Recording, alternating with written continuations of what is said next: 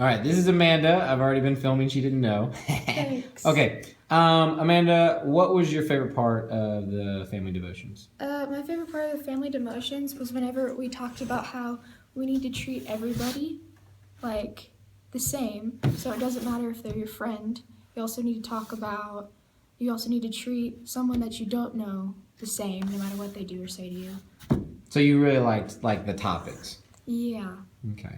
What was something that you didn't really like or didn't feel comfortable with? There wasn't really anything I didn't feel comfortable with because I don't know. I didn't feel uncomfortable with You were any just of fine it. with it? Yeah. What would you say, were the topics good, or was it just being in James a good thing? Like, would you say that you would want to stay in the book of James, or would you want to kind of hop around? I think either way it's good. I think staying in James would be. I think staying in James would be a good idea. Mm-hmm.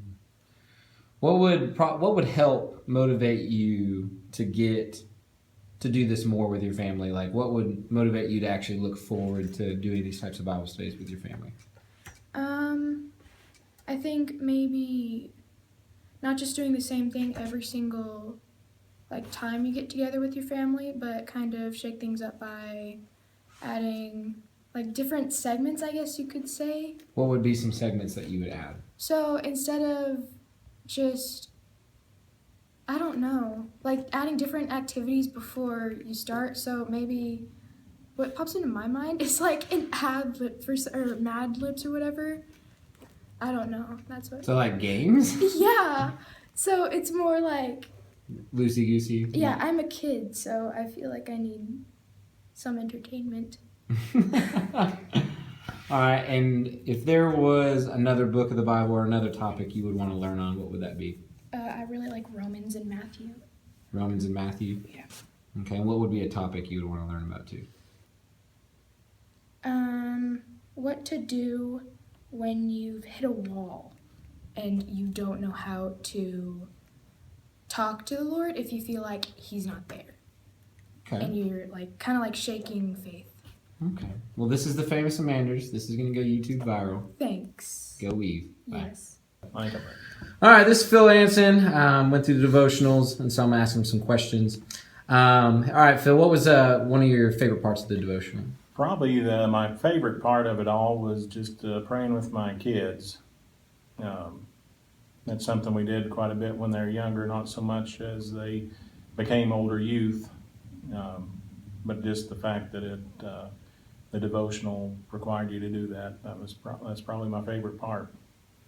What kind of pulled y'all away from being able to pray that much once they got older? Nothing really, I guess, much more than just not taking the time to do it. Maybe the kids felt a little uncomfortable about opening up their hearts in front of us, I guess, as much as anything. Mm-hmm. What was one thing that you would change about the devotional? I don't know that I would particularly.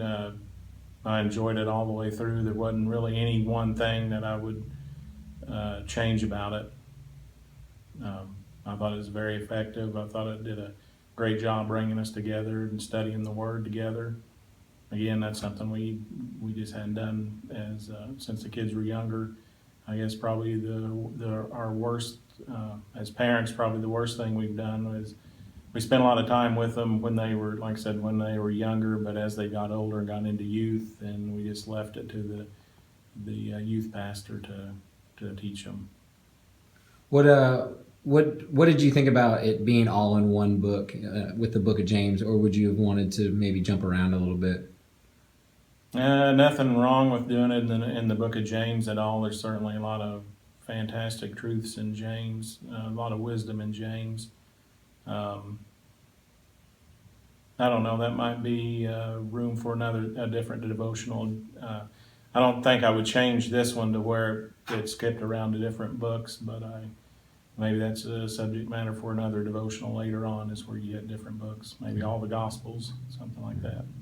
And what would be certain ways to kind of help you as a parent that either a pastor or youth pastor could do to get your family more around these types of devotionals? What would be some ways to kind of help you with that? Wow, That's a hard question. Gosh, I don't know of anything particularly. Maybe working with, spending time working with parents, maybe with the church as a whole, and I don't know, maybe a class just for parents only, maybe to teach them a little bit about what to do, how to share with their children. Maybe that would be the best idea. Well, I appreciate it, Phil. Thank you so much. You bet. Thanks, Curtis.